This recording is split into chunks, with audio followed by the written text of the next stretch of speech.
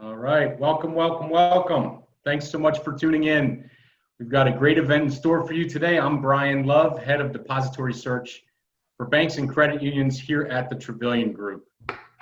You know, we've heard so much discussion over the past few months about the impact that the pandemic has had on community banking and the way that executives have expedited their digital transformation strategies in response. There has been far less discussion on the topic of implementing digital strategies with talent. Thus, the topic of today's webinar is solving the digital riddle. How best to implement a digital strategy by shifting your institution's culture, integrating your team members, and developing and recruiting top talent.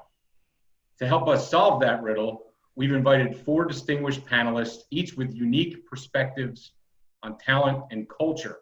We appreciate their participation today and are honored to introduce them to you.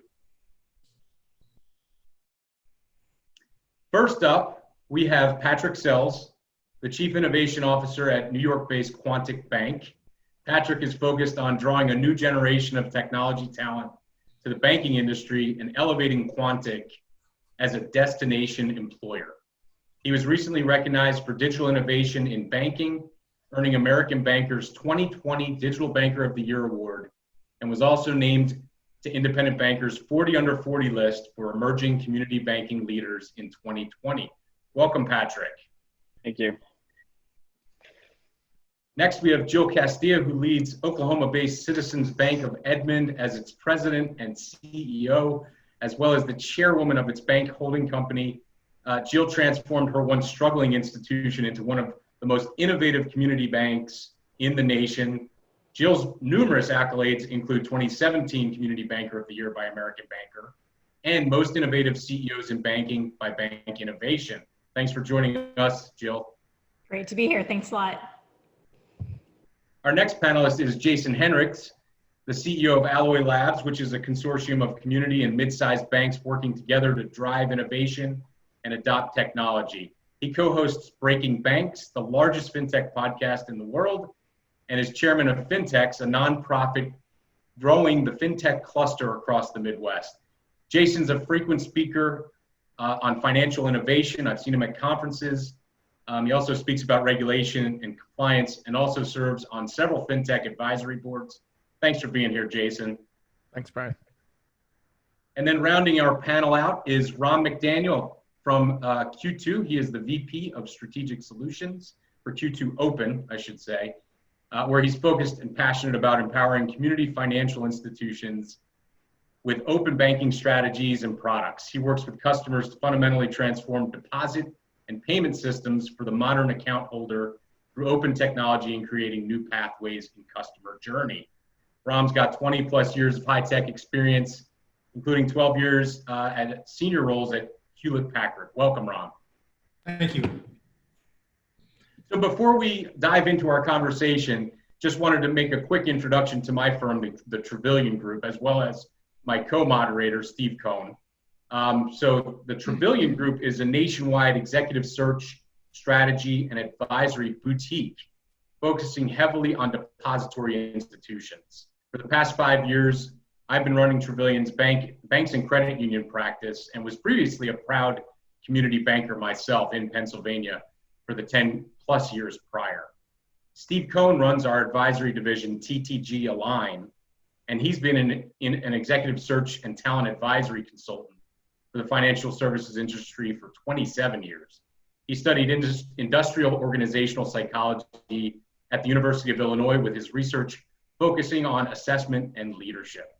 And before I turn it over to Steve to get things started, I'll state that we've allotted about an hour here for our discussion. Also, I encourage our panelists to speak up at any time if you'd like to interject any thoughts on specific topics or questions. With that being said, Steve, take it away. Thanks, Brian. I know industrial organizational psychology is a mouthful. It took me about 2 years in the program before I could finally say that without stuttering myself. So, and I appreciate the introduction. In recent conversations with all 4 of you, the topic of culture was prominently featured. So to start things off, Jason, you've identified culture and maybe even more precisely mindset as a potential barrier to innovation. Describe a culture that you feel fosters innovation and a culture that hinders innovation. In all of our years of working with banks to drive innovation, and a reform banker myself, we find ourselves often in this search for the holy grail that it's the technology that's going to transform us, right? It's about picking the right vendor, the right partner in a startup, and that's suddenly, going to unlock all of this. And time again, being on either the partner side or the startup side was just shocked that it actually wasn't so transformative. And realize, if this is consistently happening across partners and across technologies, maybe the problem isn't the partnership or the technology, it's the what you do with it afterwards. And that's when we get into this idea of mindset, where you have to be willing to do something new. And inherent in doing something new, there's always risk that it isn't going to work. And let's face it, as bankers, our job is often to manage risk. And by manage risk, we really try and completely mitigate the risk associated with it. And if we try and manage innovation in this idea of doing new things, like a core conversion, which is often what happens, you try and plan everything from beginning to end as if you know exactly what's going to happen along the way. And that's the exact opposite of how innovation needs to be managed. So I'd point to the organizations that do it exceedingly well. I would, point to two of our Alloy Labs members who are on this panel, both with Patrick and Jill and their banks, where they're willing to be wrong at the very top of the organization. And that's very rare that you can point to a culture within a bank where the CEO has stood up and said, one of these two statements, I don't know, but we're going to go figure it out together, which I've heard Jill say repeatedly. And then she has some great stories around it. Or two, I was wrong. We thought this, we went and tested it, and it didn't actually work out. I would say organizations that are unhealthy in their mindset when it comes to culture is when you hear people are afraid to express up that something isn't working or what their suspicions are. And they either double down on the effort to prove it out, or worse, kick the can down the road. Let's just see how long we can keep the project going and hope something, changes along the way. And that reminds me of the conversation, Jill, that we had yesterday about going from failure is not an option to welcoming failure. It's kind of just what Jason was saying. Can you tell us a little bit more about culture change and how it's driven innovation at your bank? Yeah, first I want to give a shout out to Rahm. We are having our Q2 conversion today. So as I'm kind of multitasking, it's going exceptionally well. So we're thankful for that partnership. Yay. I came to the bank 11 years ago when we were the lowest rating you could be in the Camel's rating system. It was a turnaround. We had no capital to add to the bank. So the turnaround had to be done pretty scrappily. And so the motto, our mantra then was failure is not an option. And then we end up orchestrating the fastest turnaround in the nation without adding capital. And then the light switched, and I went from being this autocratic kind of leader that was, with a whip, kind of saying this is what's right, wrong, don't steal, don't cheat. This is how we do things in order to run a bank that can be respectable. And then it was the switch flipped to failure is not an option, to now it's like, oh, we welcome failure. Now I'm a collaborative leader. You can totally trust that I'm not going to whip you if we make a mistake. And we went from preaching accuracy to now the accuracy is required if we're talking about a customer's account. But when we're talking about exploring products or services or experimenting, that we didn't necessarily need to be accurate, that we could have some failures and some mistakes. And I had to model that myself, to where I would make a mistake and they would see that that everything was okay. And then if someone else made a mistake, we talked about it and they could see that they weren't, shunned to some dungeon somewhere. And so, but the culture change took so much time and was much harder than the bank turnaround, getting trust restored, getting a collaborative spirit in place. We went from 125 employees to 55 just through attrition. And to be able to then develop a team that is not checklist oriented, but is is a team that's focused on building processes to be better and to be to where everyone really has an equal voice at the table. It started initially, we kicked it off with a Gangnam style video, and I love watching that video because I can see our culture just kind of changing in the silliness of that video.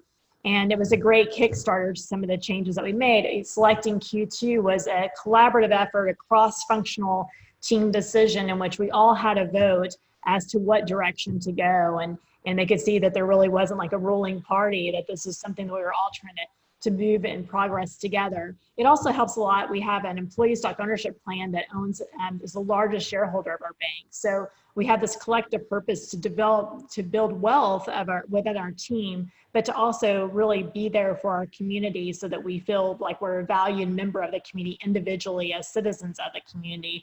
And so shifting that to being more purpose-oriented really helped elevate our culture. But we also had a disconnect. It was the public and our external views of the bank were quickly accepted as being now this is the new norm. Citizens is a collaborative space. It is a customer-oriented institution, and talent was drawn to us. But it took a lot longer internally for us to believe our own story, to believe that this is really happening. And that's taken a really long time. It's taken some turnover. It's taken ridiculous consistency. That is what paves the way to be able to innovate and collaborate with other people that are innovative. Once you're able to really live that truth, you start attracting like-minded individuals. We just filed for our first patent 3 months ago. Again, 55 team members, one location, and we basically did like a small business ATM on our own. We collaborated with Mark Cuban on 2 different projects, and all of that's been just because the culture attracts both the talent as well as like-minded individuals that want to collaborate with you. Thanks for that, Jill. That was great. I'd like to ask Patrick a related question. Jill, you spoke about turnover. You spoke about recruiting and turnover and culture. And Patrick, you have said before to us that you shared a colorful farming metaphor with us recently. You said culture is the soil, and too many banks are throwing technology on seeds that will not allow growth. You've told us a bit about how you've made Quontic more agile in recruiting, such as offering paid leave. How can you elaborate a little bit more on what makes a culture fertile for innovation and how you can achieve that through talent management? Yeah, so I think I grew up in the cornfields of Indiana and would watch farmers every year, put seeds down, and some fields would seem to take really well and other fields didn't. And I think being new into the industry over the last couple of years, I've been asked by a lot of bankers or here at conferences, what's the new technology that I need that's going to fix my bank or make my bank innovative or stay relevant? And it's almost like the technology is the seeds, right? And we keep thinking we just need to throw more seeds down, but the seeds aren't taking. And we're seeing innovation happen all around us as banks, I think. And it's not because there's a lack of seeds or good technology. I think that's why so many non-banks are getting into consumers' financial lives. I think the problem is the soil or the bank's culture isn't ripe to accept seeds. And so, when we think about that from a cultural standpoint, I think it's around, how we pay people, the benefits, the mission, vision, and values of banks. How do you make it a place where people want to work? Because I think looking back, 8 years ago, my generation, as we were coming out of college, no one wanted to go work at a community bank. That was not a sexy job, right? You went somewhere else, and those companies are the ones that are now using all of this technology. And so I think as an industry, we have to figure out how do we flip that reputation and make, banking sexy again, to use Justin Timberlake's song. And so that's been a big challenge for us. And, similar to actually what Jill was talking about, we developed 4 core values along the way that are supposed to be uniquely different than I think other banks. And one of those is the idea of progress, not perfection. And I think in general, we're all wired to think about perfection, and especially as a bank or a credit union, you have to be perfect in many ways, but that will freeze up the culture to be unable to make decisions. And so it's not about whether something was right, or even if we made a mistake, it's that can our focus be, and that we want to be in a constant state of progress, that the destination is not perfection, it is that state of progress.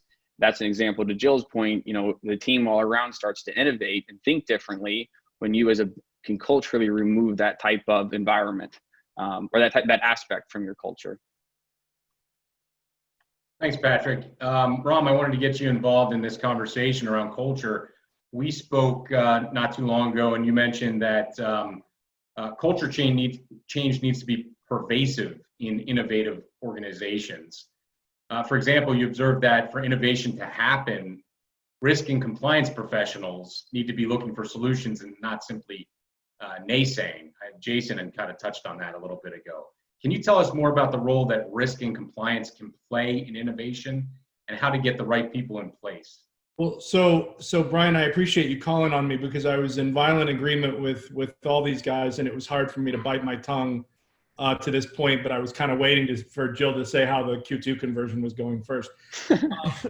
So maybe the best way to frame my answer here is to extend maybe a little bit of what Jason and Jill and Patrick all said. First, I do think it starts at the top. Second, I do think a solution mindset is required. Third, I think that the honest ideas about failure in the organization are really important. But here's the deal. If I have learned anything in 2.5 decades, or really my whole life as a second generation technology professional about innovation, it's that what all innovators have that non-innovators don't, and typically banks don't, is the ability to fail fast and fail cheap. And, Patrick said something in the kind of the chat between the panelists. I'm sorry, Jason did. I keep doing that. Sorry, Jason. About that 70% of digital banking initiatives produced 0% ROI, and the thoughts on why. Fundamentally, that's my thought on why, because they weren't designed to fail, right? So let's talk about failure in a couple of different ways.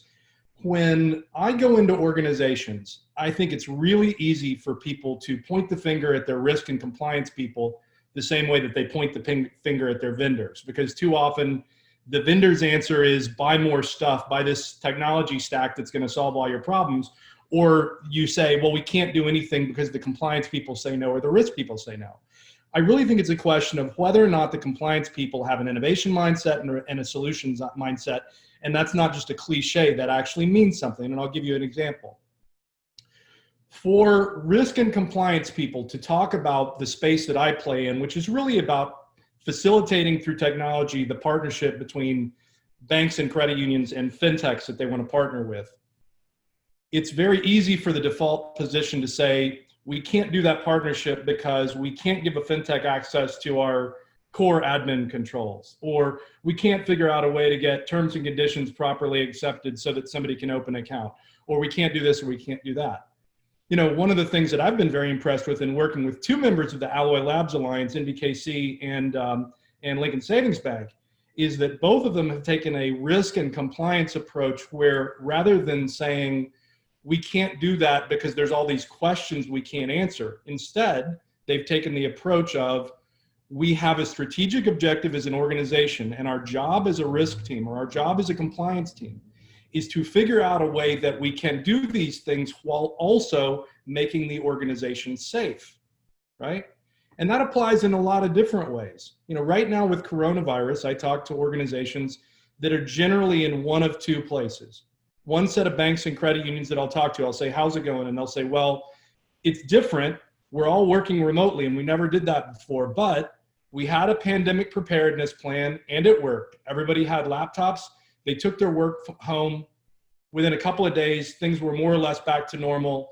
Our technology stack performed all the crush of all the online activity and all the sessions that we did in this huge spike. We managed to swallow that. So things are going pretty well. That's one end. The other end is the banks that are saying, we never thought this would happen. It was chaos for a week. We literally had people that were unplugging desktop computers from their houses and lugging them home and having to fix their bandwidth. And oh my gosh, we didn't, ever think this would happen. So instead of, finding a cloud provider, we had all our stuff on, running on 10-year-old servers in the closet or whatever in the computer room. To me, that second group of banks and credit unions did not have a well-managed risk profile, right? And yet, invariably, when I ask why that was, they say, well, it was too risky to let people take laptops home. See my point? Right? It's all about sort of finding the strategic objective of the organization, and then risk and compliance should be targeting those things and targeting a safe and low risk way to achieve those objectives. Does that make sense as an answer? One of the things that you said that really resonates, with me is this idea really around scoping, that if we take this all or none mentality, that it's like, oh, we could never do this because it creates such tremendous risk, whether it be a partnership or a new product or a new approach to digital, or heaven forbid, doing something crazy like going to cloud. If you just start to take some of the baby steps towards doing it until you get more comfortable, until you really have experienced what that risk is, and allow you to turn up the spigot a little bit more, because I don't know any, bank, that willingly just said, you know what, let's just rip the guts out of all of this. And we're going all cloud, all new vendors, all new experience all at once. That's not a safe idea. But those who said, you know what, there's a whole bunch of benefits to cloud. Let's actually just take a little bit of this and let's go to cloud. Oh, that's working. Let's go up. Turn it up. They found themselves in a much better place. And the banks that were unwilling to try anything new, they're the ones that had the catastrophic risk that you just described, Rahm, right? So now you're forced to, and you have to eat, the whole cow, show my farm roots as well, all at once in order to get there. And, that's a recipe for failure. Thanks, Jason. Reflecting back on some of the things that all you folks have been talking about, Rahm, you were just talking about, risk and compliance and innovation there. And, you have to have the right people ultimately, right? You have to have innovators in all areas of the firm. And getting the right people brings us to this broad topic we've discussed also with all of you, recruiting in the digital space.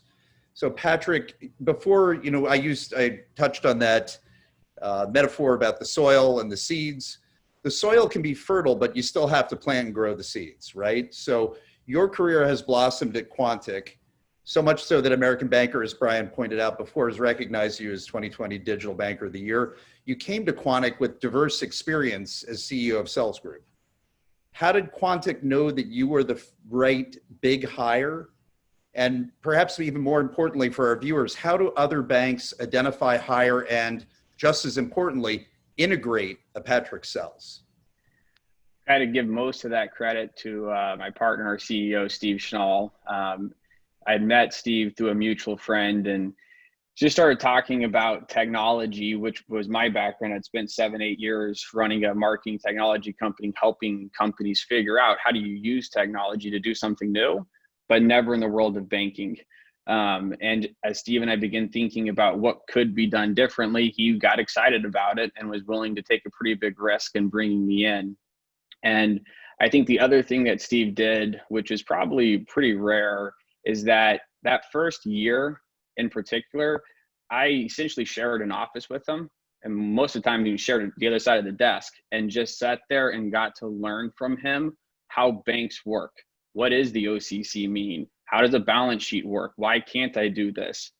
And so it was both bringing in, I think in his case, outside talent that knew technology, and not saying, go sit over there now, you're my tech guy, box checked, I'm gonna go move on to the other stuff that I wanna do. It was, let me help you learn what's going on and why you can't do this and what does that mean? So I think for anyone who's thinking about how do you go find that talent and get them into your bank, you can't not help them understand the world of banking, right? You have to really spend a lot of time, and you can't fundamentally outsource that as the CEO. You have to be the one to help that person know. And we all know the horror stories of banks saying, well, I went out and recruited this one tech guy and it didn't work. Well, probably because you didn't do your job to help them. And so that would be, one piece of advice I'd give to anyone who's looking to bring in someone new from the outside. Thanks, Patrick. Yeah, and you're still nuts for joining community banking. But I'm just joking. That's such an interesting story. What's that? Nah. It's okay. It's such an interesting story that you told us about sitting with Steve at his desk and kind of learning banking as you went. I was going to transition back to Jill here. You're a huge influencer. I believe it's #1 on ICBA's list of Twitter influencers. In fact, you've spoken with us about the power of social media in attracting innovative talent. We talked about that yesterday, actually. You've also told us about some of the challenges that you faced, hiring too quickly, hiring the wrong people, people who weren't bold enough, as you put it. What have you learned about hiring innovative talent that you can share with us? And how do you groom that talent for leadership and succession? Thanks. Actually, it's unfortunate because I think it's really challenging in our industry to find innovative talent. We're a very checklist-oriented industry, and we don't reward the risk-taking. We don't reward experimentation. I love the destination is the progress. That is not the mantra of banking, and so you have to be really thoughtful in hiring. Once you have an innovative culture and once people are aware of it, scores of people will want to work for you. There's no problem with that, and they will have resumes that will blow each other away. I mean, it is incredible the level of talent from around the country, from the nation's largest banks that want to work at a one location, 55 team member bank with 300 million in assets. So innovation will bring them. It's just deciphering who can fit into that. Early on, I hired the flashiest resumes, and I hired fast, and it was my decision, and I didn't vet it, I didn't test them, and they would come on board and they're like, where's the checklist? I'm like, well, dude, like you're the one creating like the process. Like we don't inherit checklists. We look at how everybody should be incrementally improving the workflow of their area all the time. So, and building something is not easy. It is hard, and it takes a drive and a spirit. You don't have to be necessarily an innovative individual to start with, but you have to have this perseverance to see something through that is unknown. And so we really, I was hiring fast, and then I was firing really slow. So I would invest in executive coaching and mentors and all kinds of classes and time, and we didn't have a lot of success. So we flipped that. And so now we hire really slow, and it's very methodical. We use a third party. We do tons of testing. They spend a lot of time with peers and with our executive team, no matter what area they're going to. And that happens from a teller to the most senior level positions at our bank, without exception. And that's where we started to see some real movement. And the people that we started hiring were immediately running and causing us all to run faster. And then on the flip side of that, if it's not working out, we call it fast. And, you know, with that 90-day period, if they're not getting it, and it doesn't necessarily mean from a competency standpoint, but if they're not really understanding how we run here, then we write a letter of recommendation for them. I will call all my banking friends and try to find them a good spot and celebrate them and make it a good exit. But as a result, I think if you have an innovative culture, you traditionally, I mean, if you look at any of the studies on the front end of that, you have a lot of turnover, and then you have to be able to be willing to make some decisions and quickly make some changes if someone's not working out. The talent is the key to this all. Once you have the management buy-in of where you want to go, filling the seats on the bus becomes the next most critical spot. Rahm, when we spoke, we talked about one of the challenges in integrating folks into community banking from outside of banking. That one of the primary challenges is identifying those who have the appetite to learn the ins and outs of community banking, such as learning to deal with the considerable regulation in the industry that bankers face. You suggested that banks could consider hiring professionals from vendors who may have the domain knowledge of community banking, yet these are the very same companies that have arguably hindered innovation considerably with long locked-in contracts. How do you find innovative professionals among the very vendors that have stifled innovation? Gosh, you know, how to answer this incredibly loaded question. No problem. Yeah, sure. So, you know, it's funny what Jill said about hiring really flashy resumes, and maybe that's a good place to start. Jim Baxley from Encino, who is one of the really smart people in this industry, I think, talks about sort of who the innovators are in banking, that you have the very big banks who move really slow and have really cumbersome bureaucracies, but they get so many resources that once they get the big ship turned, they can do just about anything they want. And then he talks about really small organizations that are very nimble and very focused on the right things, that are not trapped in giant sunk costs and can do a lot of things. And then he talks about this killing field in the middle of people who can hire very high quality talent from outside the industry. And unfortunately, a lot of those people come with really grandiose ideas and no real understanding of the reality of what bankers face in maintaining their day-to-day business, okay?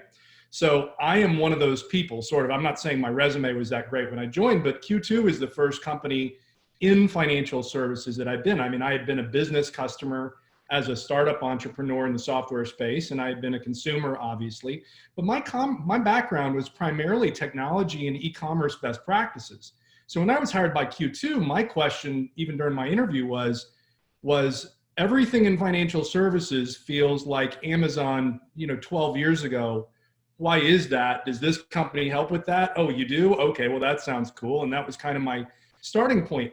I'm not suggesting that people coming from vendors to banks are automatically a good fit. I think sometimes the risk of that relationship is that they're basically establishing a captive pipeline for whatever vendor they came from. So you got to be very selective about who you would hire. But I will suggest that vendors have a couple of advantages. Number one, they have a broad view of what works in the ecosystem or the people that you're looking for, meaning they talk to a lot of banks, they talk to a lot of credit unions, they talk to a lot of under vendors.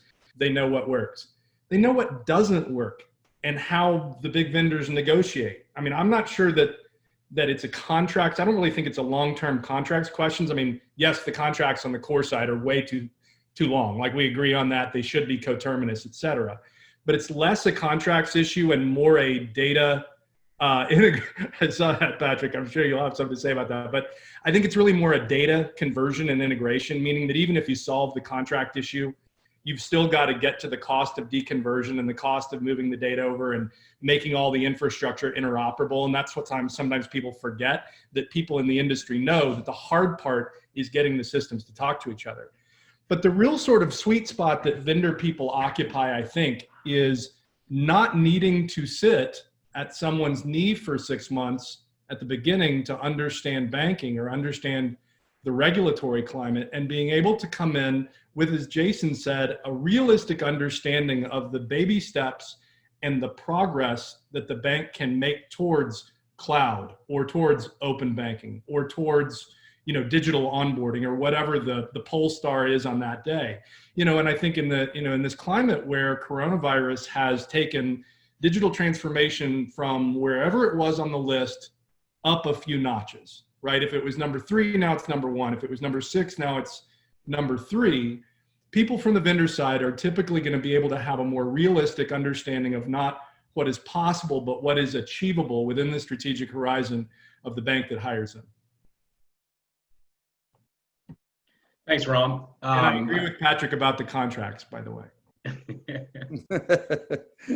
That sounds like a whole other topic for another webinar. Yeah, that could derail everything right here if we go down that road. I just had a quick, I wanted to wrap back around to Patrick, because there's some chatting going on, and he mentioned something that was actually very unique. Patrick, you mentioned that most banks, in essence, and you remind me of when I was a banker, they don't have core values beyond the basics. And there's a lot of hiring that we see sometimes where it's, skill set over culture fit because they need it. I just wonder if you could elaborate on that thought. Yeah, I think, and this is not, I think, unique to banks. I think it's unique to a lot of companies that we come up with these core values that are really permission to play. And, but we hang them out there like they uniquely separate us. Like, oh, integrity at this bank is different. This is why you want to work here versus any other bank. Well, we all have integrity. And if you don't have integrity, you're probably going to get fired. And that doesn't also tell you anything in the interview process, or as you're getting to know someone, will they be the right fit, right? And I think that's something Jill was talking about, is do you find that right fit? And so that's one of the things we worked really hard on, was how do you build out we ended up with 4 unique core values, and then we can interview for that, we can reward people to that, and we can train for that. I shared one of them, which was progress, not perfection. The other one is the idea of try it on. It's like when you go into a department store and you see 6 shirts, try it on. If you don't like it, move on, try on the next one. You don't need to feel bad about that, and be okay with change. And sometimes in a meeting we'll say, hey guys, we're going to try something on, and that doesn't mean we're going to do it. It just means we're going to talk about it, and don't automatically start shooting down all the reasons why we can't do it. Another one is say cheese. It's the idea, like, someone pulls out your camera, everyone smiles. What if a bank, it was actually fun to work at? When you saw your colleagues, you smiled, or when you talked to a customer, you made them smile, right? And then the last one is know the goal. In other words, we don't want to just go do something because we're trying to, or if we're having a disagreement about what's the answer between maybe different departments, can we stop back and say, guys, what's the goal? What's the outcome that we want? And that oftentimes will help, diffuse tension and get the siloed mindset that's so common in banks and credit unions to break down, because it's no longer about am I right or you are right. It's what's the output that we want together. And so there's an example of our 4 core values that are probably different than most banks out there, and how we've been able to use it to attract talent and build a day-to-day life at the company that is uniquely different. Thanks, Patrick. Jason, I wanted to ask you a question. If you feel free to build on anything you've heard from Patrick. I know that culture fit is something that you consider extremely important, but there was a question that came out of some discussions we've had recently about the challenges that banks face that are resource constrained and can't invest in a chief innovation officer, someone like Patrick. They can't have their own office of innovation, skunk works, et cetera, which is really the vast majority of community banks. Who at a minimum, though, does a bank need to have in the organization to develop and execute an effective digital strategy? What kind of knowledge and expertise do you need if at Alloy Labs, on the other side of the fence, so to speak, in a partner? What does an organization need to have? What person do they need to have to be able to effectively communicate with you and other Alloy Labs partners? That is a good question. And frankly, this idea of we're too resource constrained is a pretty lazy one by a lot of banks. That some of the most impactful innovation that we see is being driven by the frontline employees, right? It's that teller that Jill has who has an idea because they're seeing the pain that a customer is feeling right there on a day-to-day basis and says, hey, why don't we? So at a minimum, what they need is actually the group that can collect the what might we do to help alleviate this pain, to take the ideas and to say, okay, let's map this out. Let's play it forward and say, if we were to put some resources against this, what do we actually want to test to validate it's a good idea? And what do we think the value is? Because if it isn't connected right away with value, if it's just digitization or innovation for innovation's sake, that is going to fall apart really quickly. So if you have a group and it needs to involve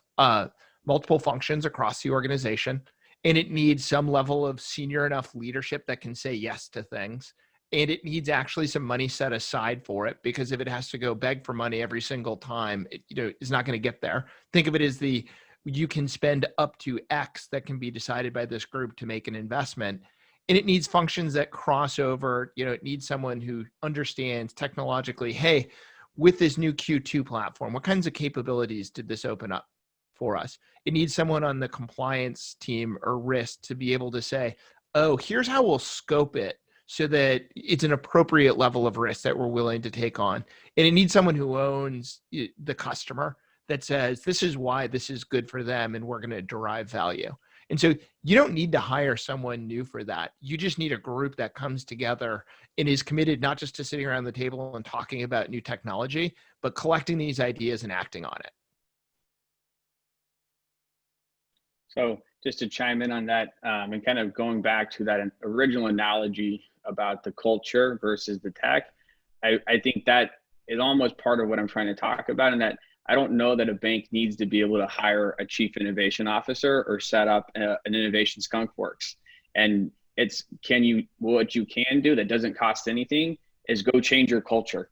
Stop now and start to think about what is unique about us. How can we behave? How do we want to behave? And as Jill, read a great example here, she has got this tiny bank in Oklahoma. She's got talent all over the country wanting to come work for her. right? She didn't need a Patrick or a tech person. She built a culture that was unique and attracted people. And that's the thing I would tell anyone out there to do is you can start there and it doesn't cost you anything. And just to play off of that real fast, it's not a responsibility as a CEO you can delegate. You can't delegate innovation. You can't delegate digital commitment. You can't delegate culture. I mean, it has to permeate everyone. I mean, we can't go hire some specialist or even a consultant as the small bank that we are. It has to be part of the DNA of every single person, and that the CEO cannot remove themselves from that conversation or be intimidated by it. They have to lean into it, they have to learn it, they have to own it, and they have to lead it. Thanks, Jill. That actually brings me to a related topic. Something that we discussed with you specifically is the relationships that banks have with third parties and the CEO's involvement, not just conventional fintechs, but with consultants, with Alloy Labs, those relationships.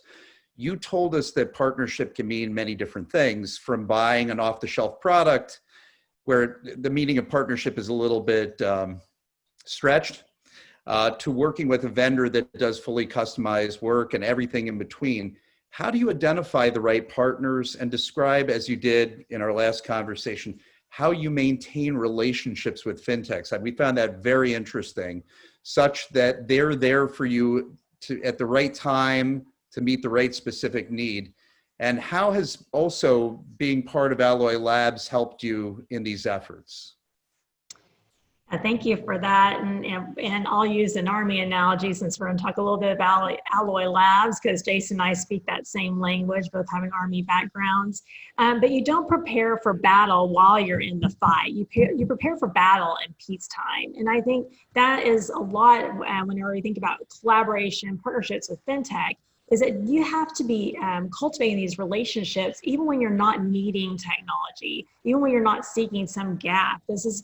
This should be part of your community and your network, is inclusiveness in those digital bankers that are progressive, that getting to be their friends, as well as the fintech community in general. So then whenever you do have an opportunity, whenever you see a gap or a service that you need, or you see a sexy new trinket that you want to incorporate into your bank, not only who provides these types of services, but who aligns with you from a culture standpoint. For us, we don't like to buy things off the shelf. We have to do that sometimes. And Q2 may be a good example of that's kind of off the shelf that you get to customize and then plug stuff that you develop right into it.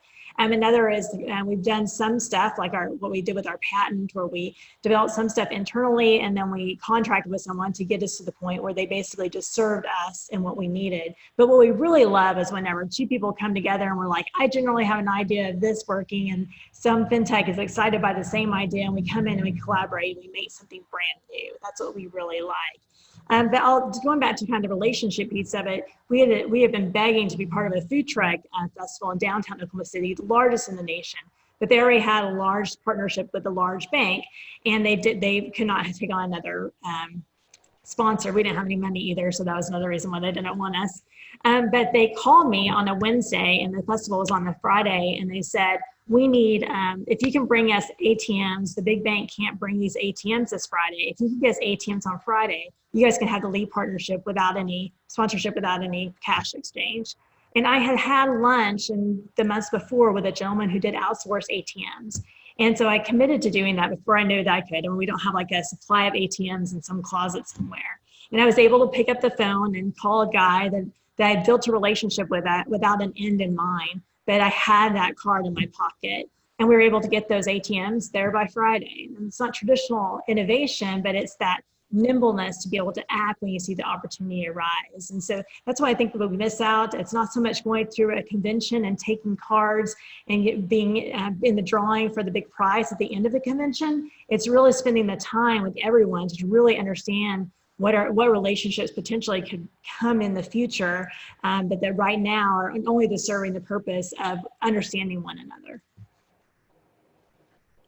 I want to build on Jill's peacetime preparation, because when we talk about this developing innovative culture and this innovation muscle, this can be practiced. In fact, we do it quite a bit when we work individually with banks to talk about the processes we've developed. And then they go, actually, let's go work on this. Let's do lunch and learns around, let's talk about the pains, gains, and jobs to be done, one of our frequent frameworks for a specific customer segment. And I love one other Alloy Labs member took the President's Weekend holiday that Monday and said, hey, we're going to be doing this innovation brainstorming where we're going to use some of the frameworks that we had learned, because a lot of you are participating with Alloy Labs and know other banks talking about this.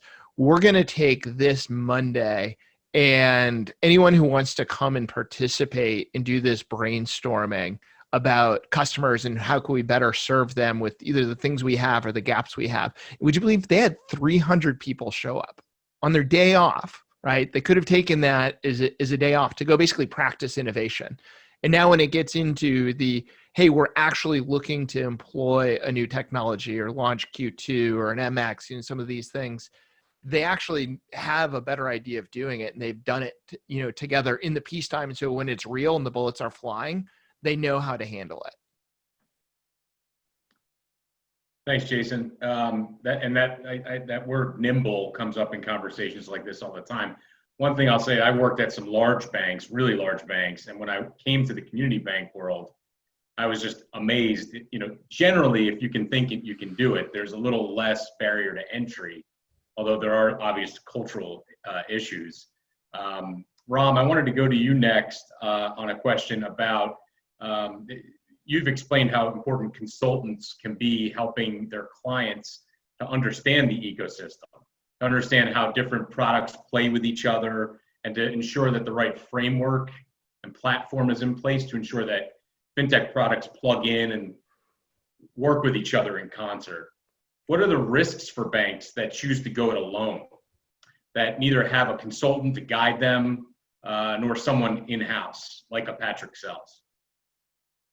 Well, I mean, the obvious risk is that the initiative fails, or a whole set of initiatives fail. I mean, I think there's a difference, and actually maybe this extends to a little bit of the previous conversation between partnership and a vendor relationship, right? A vendor is selling you a product that does a thing, and as a buyer, the bank has to evaluate whether or not only that works, but what their exit strategy is from that purchase or that effort.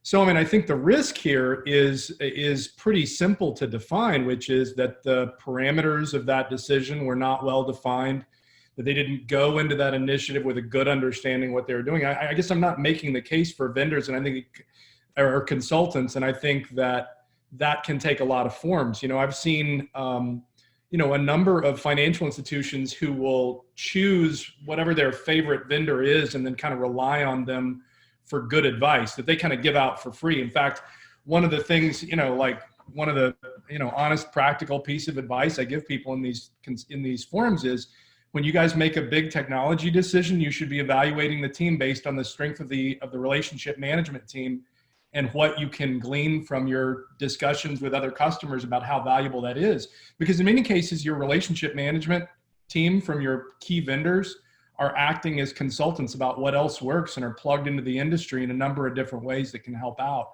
So I think the risk is that you wind up with a failed project without good understanding. And that's not to say that they can't go it alone. That's not to say they can't be successful if they go it alone.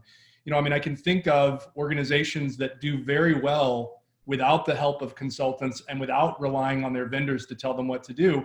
But what they all have in common is they have really strong CEOs and really strong boards who've built an innovation mindset and a culture of detail and solutions focus that makes them essentially their own consulting shop. And they approach it the same way that consultants do, with very rigorous, very data-driven approaches to everything they do. Thanks, Rob. On a related note, Patrick, we've had a conversation, speaking about advice giving, advice solicitation. You've talked about, Quontic's success has been so visible to other banks, frankly, and your success, that from what you've described, other banks frequently reach out to you for advice, and you've talked about the opportunities that Quontic might have in the B2B space. Can you tell us more about where you see those opportunities? How can Quontic be a thought leader in digital banking?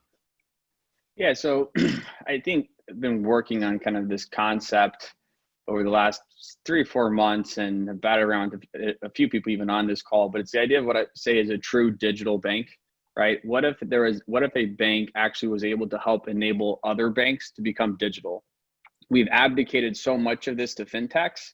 And I think there's this like fear of we're competing against ourselves as banks. We don't want to help other banks. But we need to wake up and realize we've already lost that war, and we need to start to work together. And how much better would it be? How much more comfortable would I be buying account opening technology from another bank? Because I know that bank's not going to blow up. I know that those founders aren't going to quit. I can trust that bank, right? And so could you begin to develop a world in which banks developed technology and sold it to each other? And there's so much more stability in that you don't have to try to teach them regulations and compliance. It actually works.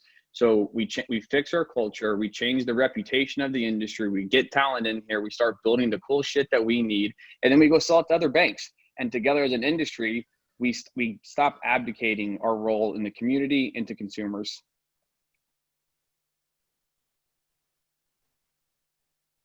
Jason, did you have something you wanted to add? Well, I can. One of the interesting things about Alloy Labs is we're not a vendor to the banks. It's banks serving and working with other banks. That's been one of the interesting aha moments you could watch as every new member kind of comes into it. It's like, what can you do for me? And then they realize there's this give-get that it's as much about as I give information and my ability to take information in those relationships and the ability to, oh, I can't be the pretty little snowflake. This is exact words from head of risk at one of our larger members. And the aha is like, wait a second. Why do I think my vendor due diligence process is so much better than Jill's due diligence process that I have to, go recreate it, or Patrick's, right? We all answer to the same regulators or, variants of them. We need to start reinventing our business model as banks and need to quit looking like every other bank out there. The challenge is, if you go to 100 bank websites, 99% of them are going to look pretty much the same in terms of what they offer, their capabilities, even the types of vendors they do. And so this idea that Patrick said about we need to do a better job of figuring out what do we do uniquely that others don't. And that will attract talent to us and it'll attract customers to us. And then how do I work with other banks that don't necessarily fit that gap? Instead of thinking my competition is the bank across the street, how do I think about solving new customer needs that no one else is meeting out there and I'm uniquely suited to do? Thanks, Jason. And just to kind of go back to recruitment, because you touched on it right there, I just wanted to open it up in terms of attracting talent. What is maybe a benefit that you're offering that other banks might not be offering? I've heard Patrick and Jill both mention things about this. I was just curious. I think a lot of the bankers that are listening in on this webinar would like to know. Working with both of them, can I say what I observed that they both offer that they didn't share? In addition to kind of mission and vision that they did a good job of articulating, they both offer empowerment. And I think that is really important to move fast. And also the people you want to come work at the bank and to drive this, like Jill said, those aren't the people who are like, hey, here's a checklist that was developed 15 years ago. Your job is go check these boxes for the next 2 to 3 years. You're going to select the wrong group if that's how you're treating them. It's a good response. The empowerment piece is huge. Is there anything, Jill, I'm not sure if you wanted to chime in. Yeah, I can talk a little bit. I mean, there's a lot of traditional benefits we could talk about that we've stolen from other industries. But I think one thing, we were really trying to ignite this entrepreneurial spirit with our team. And so we started a a side hustle factory is what we call it. So we have an old branch that's just a block away from our main branch, and that was empty real estate. We converted it to a co-working space for our customers. And with that, we have a room dedicated so that team members can apply for, and we have several participants in it right now, have had a lot of success with it, where they can apply for if they make soaps on the side, or one was has subscription service for Black literature, and we provide some seed money, we provide some marketing support, we give them a free membership to our co-working space, assign them a mentor. They usually get inputted into an incubator that's here, that they go as an entrepreneur residence and then groomed by that VC into going into an incubator that's here in Oklahoma City. And that has really helped them see the challenges that our customers face, that are starting businesses, that are trying to sustain businesses. It's a very small investment from our standpoint, but had immediate impact. It also gave us a lot of legitimacy in the VC startup community. We were at the table at that point in every conversation with legitimacy, not with money. It was like our voice was missing from the table if we weren't there. And so it was a huge impact to our culture. Our team members really appreciated it. We do a food truck festival ourselves whenever there's not COVID. 8 times a year, 50,000 people come to downtown Edmond for a bank party. And if you're selling a product or service and you work at our bank, you get a free booth there. So that's just one of the small things that we do. Jill, it just sounds like a fun place to work, all in all. So it's a lot of passion there. Well, we also have the relentless pursuit of excellence. And I think that's what you see innovative cultures that are successful, is that it is a exhausting place to work. Thrilling, fun, yet wears you out. So you don't have to worry about sleeping at night, because we'll wear you out. Nice. You have good health care then, I guess. I wanted to open the floor. We only have about 5 minutes left in our allotted time. Just to go back to any points that were made, or I think Patrick had a thought that he wanted to mention. Yeah, just one last thought on this idea of coming together as an industry to actually try to innovate and work together, because the competition is no longer each other. Just a thought out there that is, if banks want to do something like online account opening, or you want to change your mobile or peer-to-peer, consider finding other banks that either are doing it well or who also want to do it, and go invest in each other. Like, we can work together to actually do this, and we don't need to put as much capital together as like a fintech does, because a fintech has to go raise all this capital to pay a bank for access to it, and then to live through the sales cycle. What a tremendous inefficient use of money, right? As banks and credit unions, we could do this together much cheaper and probably go much faster, because the technology is being created within our framework. It's not to poo-poo on fintechs, because I do think there's a role for them. It's just beginning to rethink how we approach technology as an industry. Yeah, and actually, if I could jump onto the back of that, Patrick, I think 10 years ago, you were right that banking was not a sexy industry for top talent, especially in the innovation side. And I think that's true. And the culture that people like Jill or that Brian Unruh at NBKC are establishing is attractive. But here's the thing, because of the successes of the Betterments and the Acorns and the Squares and Credit Karmas and everybody, fintech made financial services kind of a sexy industry. And what I think and what I experience on a daily basis is that you guys don't give your industry enough credit. It is attractive because as that cohort of talent becomes more mature, they are realizing that there's nothing, to your point about capital, Patrick, that they want to do as entrepreneurs that is probably not easier to do from within a bank that is appropriately led.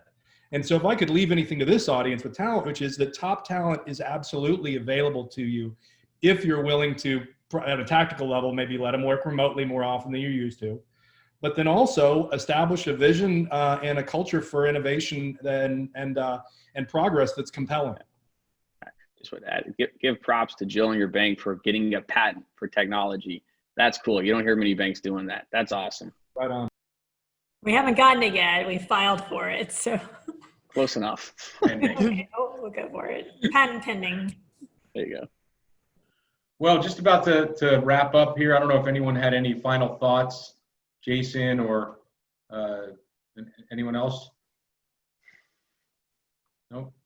All right. The point So- of collaboration, I would just say that it's so important for us to all to be accessible. I put my cell phone out there, and it's easy to find. Contact me if I can ever collaborate with anything. I mean, I love Patrick and what he's saying, but we need to be in contact with one another, and be sure and receive messages as well as give them, so that we can find ways to collaborate going forward.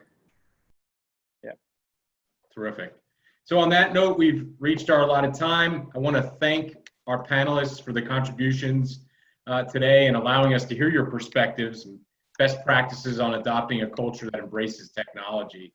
Rahm, Jill, Jason, Patrick, thank you so much for joining. And to our viewers, feel free to reach out to myself or Steve Cohen at the Travillian Group for further questions or information. Have a great day, everyone. Thanks very much, folks. Thanks, guys. Thanks. Appreciate you guys.